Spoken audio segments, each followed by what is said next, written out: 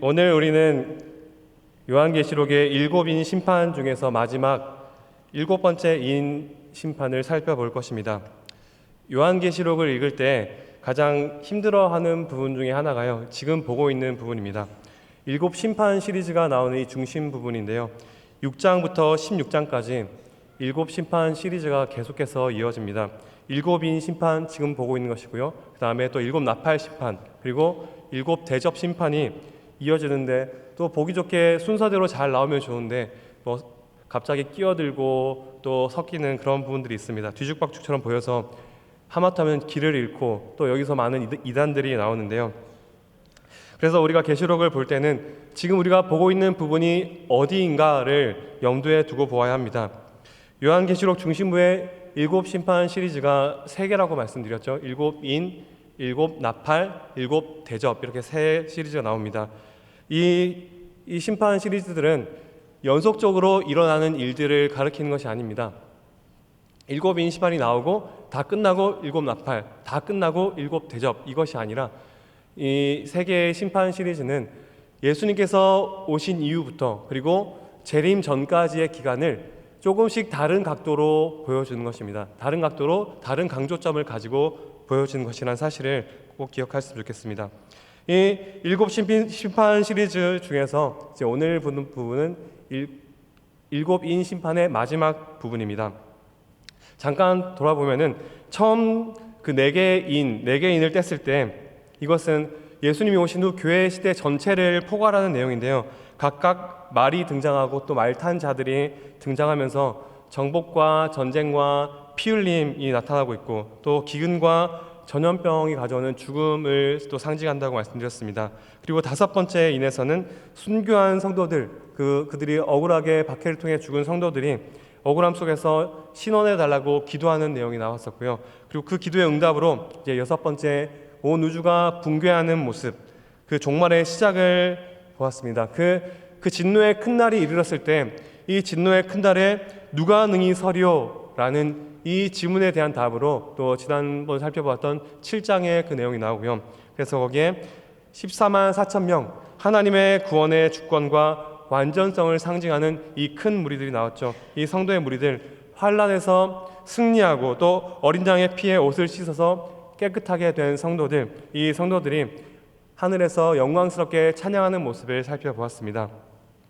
이 영광스러운 성도의 모습에 이어서 오늘 본문은 마지막 7째 인을 떼는 장면이 나옵니다. 그런데 여기서 놀라운 점이 있는데요, 성도의 기도를 하나님의 심판과 역사를 완성해 가는 데 있어서 필요한 도구로 묘사하고 있습니다. 성도의 기도가 하나님의 역사가 완성되는 데 필요한 도구다라고 묘사하고 있는 것이죠. 성도들의 기도가 하나님 나라가 이루어지는데 그 하나님의 재단에 올라가서 쌓이는 것으로 묘사하고 있습니다. 다시 말해서 이 역사의 완성이 밤낮 부르짖는 성도들의 기도와 간구로 이루어진다는 것입니다. 하나님을 높이는 성도들의 기도는 단 한 번도 헛되지 않음을 잘 보여주는 것이죠. 지금 우리는 특별 새벽 기도회를 진행하고 있습니다. 감사하게도 이 기간에 이 기도의 중요성에 대한 말씀을 우리는 살펴보고 있습니다. 오늘 이 시간을 통해서 하나님 나라를 완성하시고 또 역사의 끝을 향해 가시는 그 하나님의 일하심에 우리 성도의 기도가 무슨 의미가 있는지 살펴보고 또 그 놀라운 기도를 누리는 은혜가 있으시길 간절히 축복합니다. 역사의 끝을 향해 가는 이 장면에서 이제 어린 양 예수님께서 7째 인을 떼시는데요, 두루마리가 펼쳐지고 이제 역사의 마지막이 펼쳐져야 할 것 같은데 그 결과는 고요함, 침묵입니다. 우리 오늘 말씀 1절을 같이 읽어보겠습니다. 1절입니다. 시작. 7째 인을 떼실 때에 하늘이 반 시간쯤 고요하더니 아멘. 네, 7째 인을 떼자 고요함이 찾아옵니다. 그 역사의 끝과 그 최후의 종말과 이 고요함은 사실 잘 연결이 잘 안 되는 것 같습니다. 이 침묵의 의미가, 고요함의 의미가 무엇인지에 대해서 학자들은 의견이 분분한데요, 본문에서 확실히 이것이 어떤 의미다 설명하지 않기 때문에 결론 내리는 것이 쉽지 않습니다. 저는 이 고요함의 의미에 대해서 두 가지를 소개해 드리고자 합니다. 이 고요함의 첫 번째 의미는 하나님의 최후 심판과 연결짓는 것입니다. 구약 성경을 보면 이 고요함은 하나님의 심판 앞에서 느끼는 극도의 두려움과 긴장감을 의미하는데요. 여러 말씀들이 있지만 한 군데만 살펴보겠습니다. 우리 자막을 통해서 하박국 2장 20절 말씀을 같이 한번 보시겠습니다. 하박국 2장 20절 말씀, 같이 읽겠습니다. 시작. 오직 여호와는 그 성전에 계시니 온 땅은 그 앞에서 잠잠할지니라 하시니라. 아멘. 하나님이 성전에 계시니 온 땅은 잠잠할지니라. 이 말씀은요, 바벨론이 예루살렘을 공격해오는 그 상황에 대한 말씀인데요. 예루살렘을 공격하는 이 바벨론의 공격 앞에서 잠잠하라. 이것은 바벨론의 그 예루살렘을 공격하는 것이 하나님의 심판이기 때문에 그 심판 앞에서 잠잠하라 라는 것입니다. 이러한 하나님의 심판을 시작하실 때 침묵과 고요함이 나타나는 것, 이것이 오늘 본문의 그 침묵의 의미라고 말하는데요. 여기에 대해서 비일이라는 학자는 이렇게 잘 설명합니다. 말로써 표현할 수 없는 하나님의 심판의 어마어마한 공포가 바로 이 고요함이 전달하려는 요점이다 라고 설명합니다. 하나님의 심판 앞에서 느끼는 그 두려움과 긴장감, 그리고 이 의미에 이어서 또 두 번째 의미는요, 이 고요함에 이어지는 성도들의 기도에 모든 주의를 집중시키기 위함이다 라고 합니다. 심판의 공포와 긴장감 속에서 이제 하늘이 고요해지고 또 이어지는 성도들의 기도에 모든 주의를, 모든 관심을 집중시키는 것이죠. 이것은 역사의 마지막을 향해서 가는 이 일곱인 심판에서 우리 성도들의 역할을 잘 보여주는데요. 기도에도 상황은 변하지 않고 당시 요한계시록을 받는 교회의 상황은요, 매일매일 박해로 죽어가는 옆집 그 동료들을 바라보면서 도대체 이 박해 앞에서 우리는 무엇입니까? 박해 폭풍이 불어올 때 그 바람에 휘날리다가 사라지는 겨와 같은 존재가 바로 우리가 아닙니까? 이런 의문이 들었습니다. 이런 질문이 들 때 하나님은 사도 요한을 통해서 다른 모습을 보여주신 것이죠. 로마와 세상이라는 거대한 바람 앞에 꺼져가는 등불 같지만, 그러한 성도들이지만 하나님 보시기에 그 성도들이 너무도 중요하다라는 것입니다. 심지어 역사의 끝을 향해서 가는 이 우주적인 대재앙도 성도들 때문에 고요해지고 침묵하고 있습니다. 영광스럽게 울려 퍼지던 그 하늘의 천사들의 찬양도 이 성도들의 기도에 고요해지고 또 자리를 내어주고 있는 것이죠. 왜 그렇습니까? 성도들의 기도를 들을 수 있도록 하기 위해서입니다. 이 말씀을 통해서 하나님은요, 세상의 끝을 향해 가는 이 역사의 전개, 그 하나님의 일하심에 성도들의 기도가 너무도 중요하고 성도들의 기도를 통해서 그 역사의 끝날이 일어날 것이다 라는 것을 잘 보여주는 것이죠. 고요함을 통해서 그 거대한 하나님의 심판 앞에서 느끼는 두려움과 긴장감, 그리고 그 침묵 속에서 성도들의 기도에 집중하게 하는 이 분위기를 말씀드렸습니다. 여기에 이어지는 2절 말씀은 사실 다음을 살펴볼 나팔 심판에 대한 말씀이기 때문에 2절은 살펴보지 않겠습니다. 성도들의 기도에 집중시키는 고요함에 이어서 3절과 4절 말씀이 이어지는데요. 우리 3절, 4절 말씀을 같이 보겠습니다. 3절은 제가 읽고 4절은 여러분들이 읽겠습니다. 3절입니다. 또 다른 천사가 와서 제단 곁에 서서 금향로를 가지고 많은 향을 받았으니 이는 모든 성도의 기도와 합하여 보좌 앞 금 제단에 드리고자 함이라.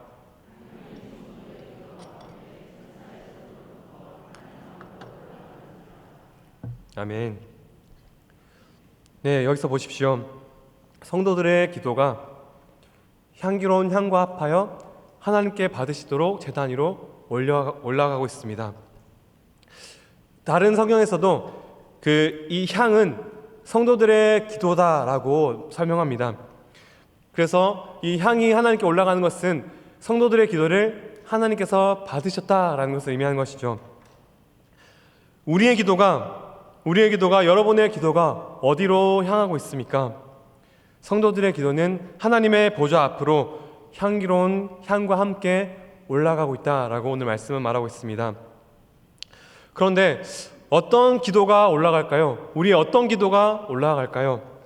1차적으로는 여기서 말하는 기도는 앞에서 살펴봤던 5제인에서 그 순교한 성도들의 기도를 의미합니다. 이들은 하나님의 말씀과 또 예수 그리스도를 증거하는 그들의 삶으로 인해서 죽임을 당했는데요. 이들의 기도의 내용을 보시죠. 우리 계시록 6장 9절과 10절 말씀입니다. 6장 9절과 10절 같이 읽겠습니다. 시작. 5째 인을 떼실 때에 내가 보니 하나님의 말씀과 그들이 가진 증거로 말미암아 죽임을 당한 영혼들이 제단 아래에 있어 큰 소리로 불러 이르되 거룩하고 참되신 대주제여 땅에 거하는 자들을 심판하여 우리 피를 갚아주지 아니하시기를 어느 때까지 하시려 하나이까 하니. 아멘. 네, 말씀드렸듯이 여기서 죽은 이들은 하나님의 말씀으로 인해서 또 그 예수 그리스도를 증거하는 삶으로 인해서 박해를 받다가 순교한 이들입니다. 이들의 기도의 내용을 보면요, 아니 하나님, 우리를 박해하는 저 땅에 있는 이들을 어느 때까지 심판하지 않으십니까? 어느 때까지 저들을 살려두십니까? 왜 저들을 죽이지 않으십니까? 심판하지 않으십니까? 라는 기도인데요, 한마디로 저 원수들을 죽여주십시오 라는 것이죠. 참 이 기도의 내용을 볼 때 어떠하십니까? 조금은 마음이 불편해지기도 하는데요, 원수를 사랑하라 라는 예수님의 말씀을 떠올릴 때 이 원수를 갚아달라는 이 기도는 좀 우리의 마음에 좀 불편해지기도 합니다. 그런데요, 이것은 개인적인 원한과 개인적인 억울함을 풀어달라는 기도가 아닙니다.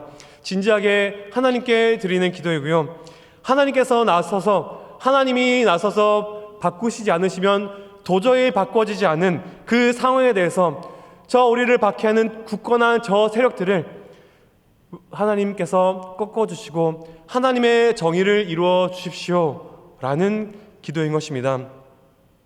하나님을 붙잡고 살아가는 우리 신자들의 삶에서요, 그 당시 순교자들이 겪었던 감정을 때로는 우리도 느낍니다. 우리가 하나님을 붙잡고 살아갈 때 우리가 도저히 바로잡을 수 없는 정의와 공의가 사라진 모습들, 그리고 그 가운데서 타협하지 않고 살아갈 때 당하는 고통과 가난과 어려움들이 있습니다. 저들은 저렇게 잘 살아가는데 하나님을 믿는 나는 왜 이렇습니까? 그 마음속 깊은 곳에 있는 질문과 함께 또 끓어오르는 억울함과 깊은 탄식들, 그 가운데 우리는 이들과 같이 이렇게 기도할 수 있습니다. 하나님, 언제까지 저들을 꺾어주지 않으십니까? 하나님, 도대체 어느 때까지입니까? 도저히 바뀔 것 같지 않은 또 우리 가족들의 모습 앞에서 하나님, 왜 우리 남편 언제까지 이렇게 변화시키지 않으십니까? 언제까지 참아야 합니까? 언제까지 우리 자식들을 이렇게 섬겨야 합니까? 이 기도는요, 우리 개인의 욕심이 아닙니다. 누군가는 그 기도를 욕할 수 있겠죠. 그러나 하나님은 그 기도를 향기로운 향으로 받으신다라고 말씀하시죠. 이 기도는 우리 개인의 욕심이 아닙니다. 하나님께서 그 하나님의 이름을 향해서 드리는 하나님의 기도로 받으신다는 것입니다. 하나님의 정의가 승리하는 모습을 보고 싶고 또 하나님의 이름이 드러나기를 원하는 그 기도가 오늘 이 순교한 성도들의 기도, 또 우리의 기도다라고 말씀하시는 것이죠. 그런데요, 이 순교당하는 성도들의 기도, 또 하나님의 이름과 뜻을 위해서 기도하는 이 성도들의 기도를 볼 때 지금 나의 기도는 어떠한가 라는 생각이 듭니다.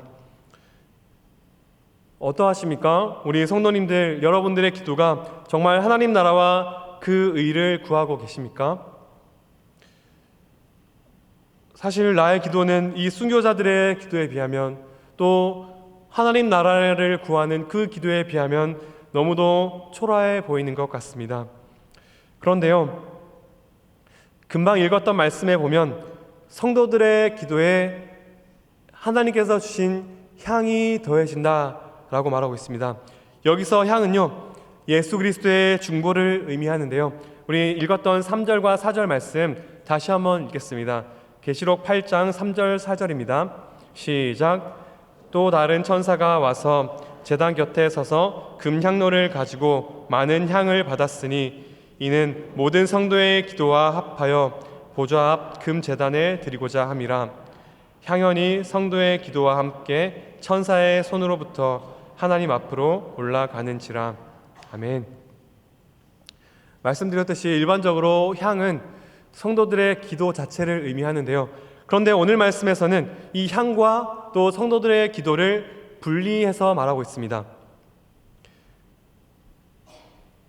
하나님께서 천사에게 주신 이 향이 성도들의 기도와 합하여져서 하나님께 올라간다라고 말하고 있죠. 이 향은 예수 그리스도의 중보를 의미하는데요. 이 의미에 대해서 청교도 중 한 명인 아이작 암브로스라는 청교도는 이렇게 설명하는데요. 한번 들어보시죠. 예수 그리스도의 공로가 모든 성도의 기도와 매우 긴밀히 섞이기 때문에 성도들의 기도가 향기를 발하게 된다. 그래서 성도들의 기도가 하나님이 받으실 만한 것으로 인정을 받는 것이다. 네, 한마디로요, 성도의 기도는 예수님 때문에 예수 그리스도의 공로로 말미암아 향이 더해져서 하나님이 기뻐 받으시는 기도가 된다라는 것입니다. 하나님이 기뻐 받으시는 기도로 인정받는다라는 것이죠. 우리의 부족하고 흠이 너무도 많은 기도일지라도 그리스도의 공로로 예수 그리스도의 중보로 말미암아 우리의 기도는 하나님께서 기뻐 받으실 만한 것이 된다라는 것이죠. 그래서 우리의 기도가 땅에 떨어지거나 버려지지 않는 것입니다. 이것을 생각한다면 우리의 기도가 그 순교자들의 기도에 비해서 한없이 초라할지라도 우리 마음 깊숙한 곳에서 올라오는 이 진실한 기도는요, 예수 그리스도로 인해서 하나님께서 기뻐 받으실 만한 것이기 때문에 우리는 더더욱 신실하게 기도의 자리를 지킬 수 있는 것이고요, 우리는 신실하게 그 예수 그리스도를 의지해서 우리의 진실한 마음으로 하나님께 기도할 수 있는 것입니다. 지난주에 우리는 담임 목사님의 설교를 통해서 우리가 기도할 때 하나님께서는 우리가 기도했어야 하는 것을 주신다라고 말씀해 주셨죠. 하나님의 뜻과 다른 것을 구할지라도 하나님께서는 최선의 응답을 주신다라는 말씀이었죠. 이것은 응답받는 우리의 입장이고요, 또 하나님의 관점에서 본다면 우리가 하나님의 뜻과는 다른 부족한 기도를 드릴지라도 예수 그리스도의 중보가 합해져서 하나님께서 주신 그 향기로운 향이 합해져서 하나님이 기뻐 받으신다라는 것이죠. 그래서 우리는 그 하나님이 기뻐 받으시는 그 하나님의 응답으로 우리에게 최선의 응답을 주신다라고 믿을 수 있는 것입니다. 이렇게 성도들의 모든 기도가 버려지지 않고 하나님께서 기뻐 받으셨다면, 그렇다면 그 결과가 어떻게 나타나야 할까요? 지금까지 살펴본 것처럼 하나님은 성도들의 기도에 향기로운 향을 더하셔서 기쁘게 받으셨습니다. 그리고 이어지는 말씀은 이 성도들의 기도가 역사의 끝을 향해서 나타나는 하나님의 심판, 하나님의 일하심의 원인이 된다라고 하는 건데요, 성도들의 기도를 받으시고 이제 그 기도의 응답으로 하나님의 심판이 일어난다라는 것입니다. 우리 5절 말씀을 보시죠. 우리 5절 말씀 여러분들이 한번 읽어주겠습니까? 5절입니다. 시작.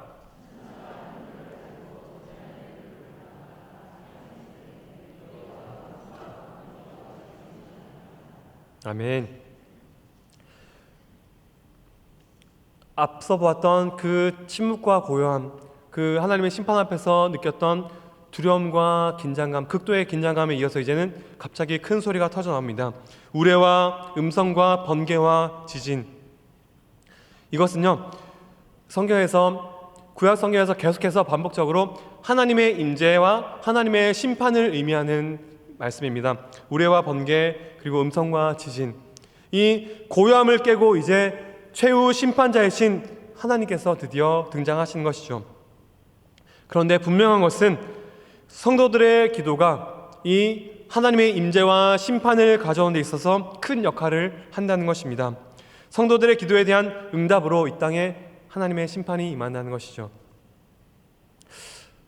이 말씀을 통해 우리에게 보여지는 것은 무엇일까요? 하나님께서는 우리의 기도 중 어떤 것도 잃지 않으신다라는 것입니다.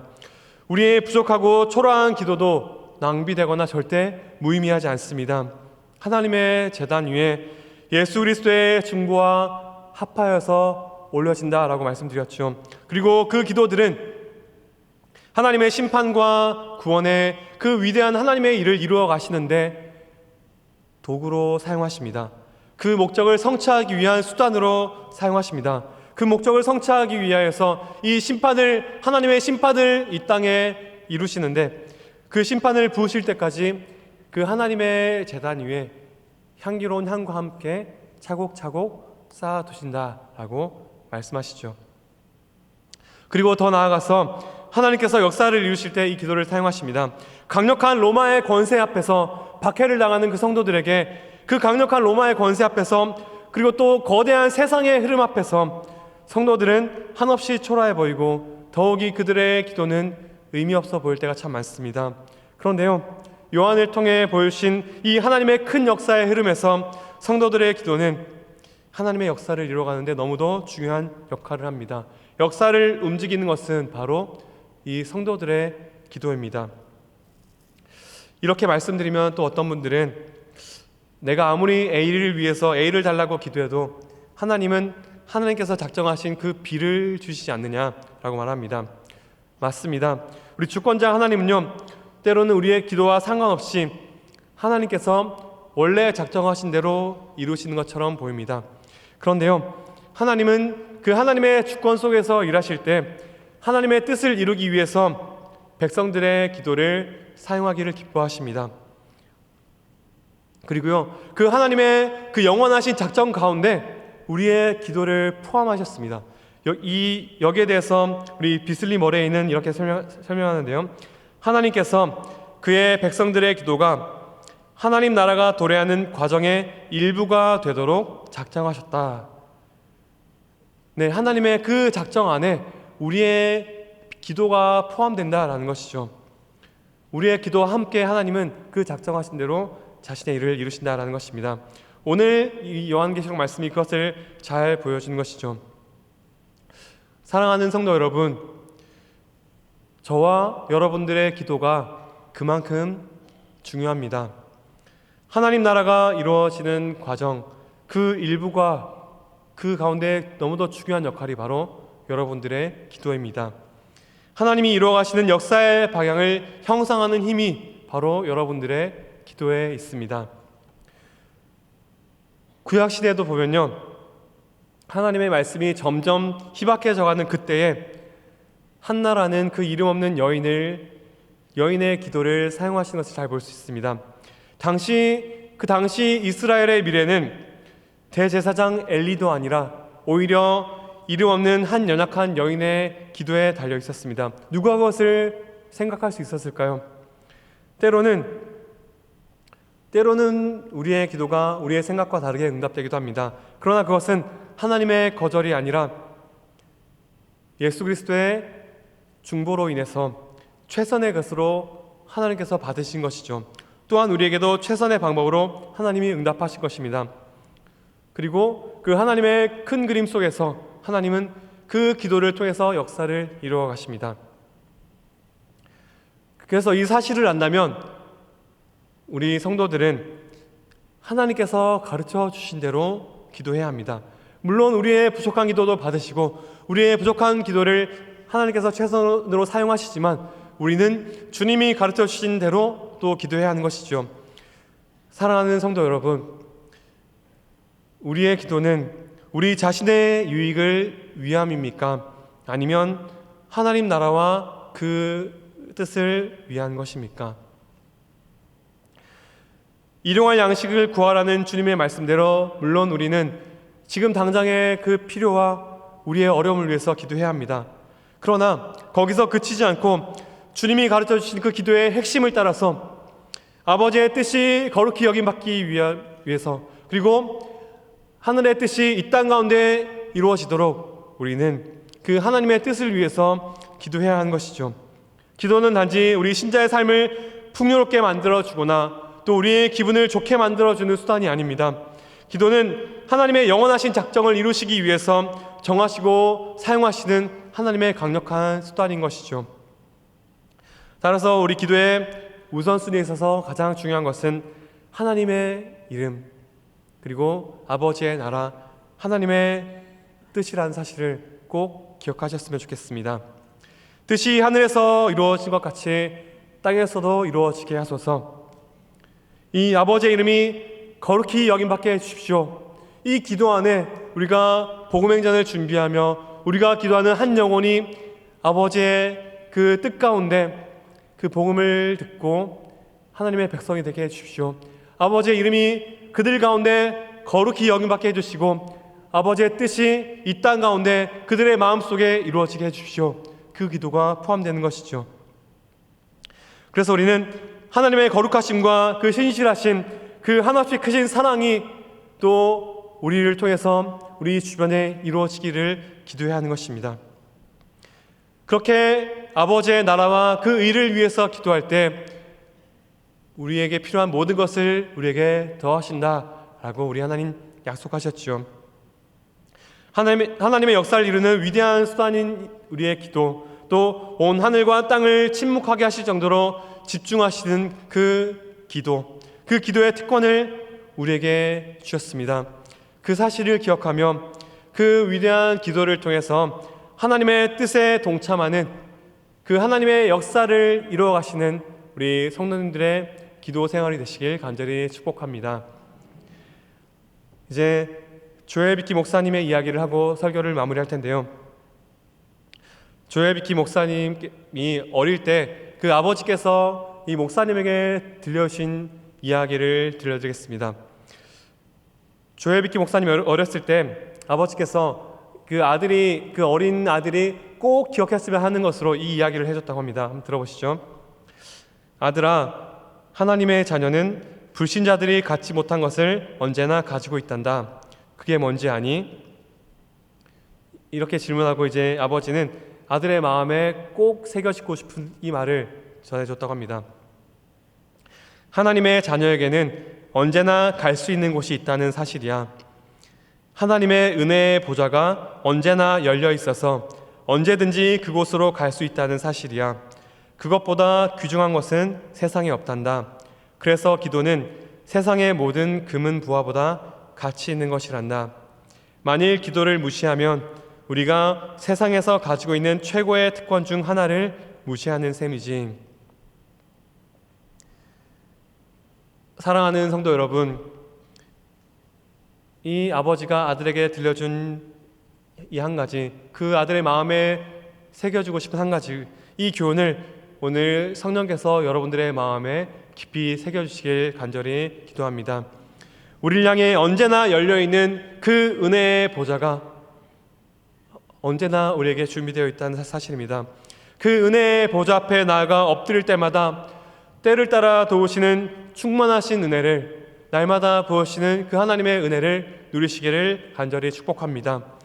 그리고 나아가 더 큰 시각으로 하나님의 나라와 그 뜻을 구하며 우리의 기도로 한없이 초라해 보일지라도 우리의 기도로 그 하나님 나라의 뜻을 이루며 하나님의 역사의 완성에 동참해 가시는 우리 성도님들 되시길 간절히 축원드립니다. 아멘. 기도하겠습니다. 사랑이 많으신 주님, 그 하나님께서 주목하시는 그 위대한 기도의 특권을 우리에게 허락하여 주시니 너무나 감사합니다. 때로는 우리가 그 특권을 무시하여서 하나님께 엎드리지 않고 또 우리의 힘을 의지하여서 살아갈 때가 너무나도 많았음을 고백합니다. 하나님, 오늘 이 시간 들려주신 말씀대로 하나님의 역사를 이루시는 그 위대한 수단으로 우리의 성도의 기도를 받으신다라고 말씀하셨습니다. 이 사실을 기억하며 우리가 주님 뜻대로 기도하게 하시고 또 우리 마음속 깊숙한 곳에서 드리는 우리의 기도를 주님께서 기뻐 받으신다는 사실을 기억하며 날마다 그 은혜의 보좌 앞으로 달려나가서 하나님께 기도하며 때를 따라 돕는 은혜를 누리고 또 하나님의 역사의 완성에 동참해가는 저희들 낼 수 있도록 인도하여 주옵소서. 믿고 감사드리며 예수님의 이름으로 기도합니다. 아멘.